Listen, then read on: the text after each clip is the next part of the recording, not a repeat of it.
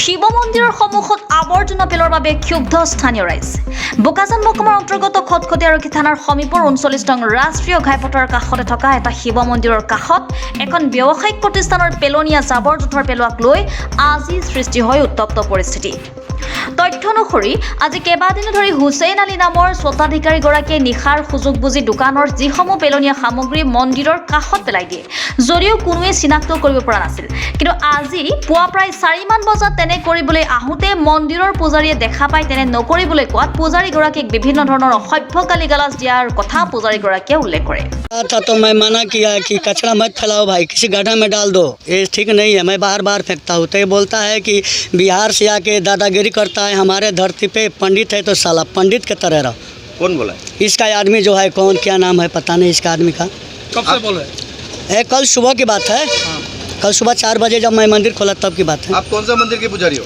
Forest gate Shiv मंदिर का। Forest gate Shiv मंदिर जी। ये हादसा हुआ कब आपके साथ? 4 बजे सुबह भोर में। 4 बजे जी। और ये जो दुकान जो आपके पीछे गलामाल दुकान जो ये है, जी हाँ, चाय का, ये दुकान हमने जो सुनने को मिला, ये सही बात है। रात को भी खुलता है, दिन को भी खुलता है।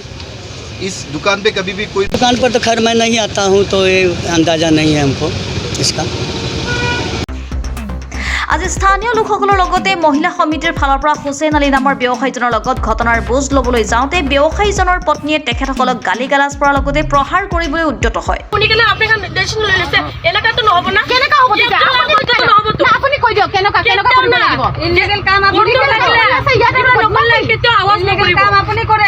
আমি আমাক সুধি আছে যে কি কৰি আছে। খালি পণ্ডিত লাভ কথা শুনি কেনে যে আপোনাক ইমান এক্সন ল'বলৈ কৈছে, মই মোটা আহিবলৈ দিলে মই মোটা লাভ কথাটো শুনিব লাগিব ন।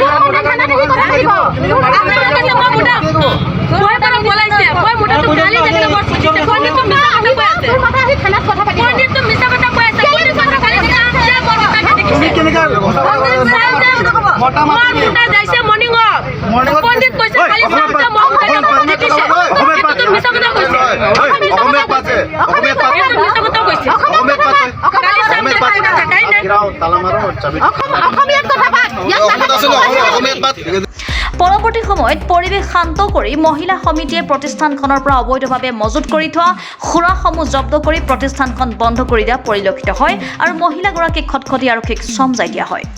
বোকাজানৰ পৰা ত্ৰিদীপ গগৈ ৰিপৰ্টাৰ লাইভ অসম। গৈ পূজা চূজা কৰিব যায়।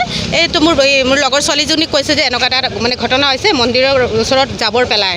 তো জাবৰ পেলাৰ পিছত মানুহজনে বোলে সুধিছে ইয়াত কেলে জাবৰ পেলাইছে। আমাৰ পণ্ডিতজীয়ে সুধিছে জাবৰটো ইয়াত কেলে পেলায়। মানুহজনে উঠি মানে তাক বিহাৰী চিহাৰীকে গালি কৰি ষ্টাৰ্ট কৰি দিলে নহয়। বিহাৰৰ পৰা আহি ইয়াত কি দাদাগিৰি কৰি আছক বোলে, মোক বেয়া গালি দিছে।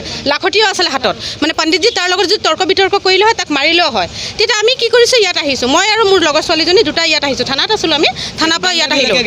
থানাত অহাৰ এই মাইকীজনীক মই কৈছোঁ আপোনাৰ হাজবেণ্ড ক'ত আছে। মাইকীজনী মোক হিচাপেই নকৰে, মানে যেনে মানে ক'ৰ পৰা উঠি আহিছোঁ নেকি আমি।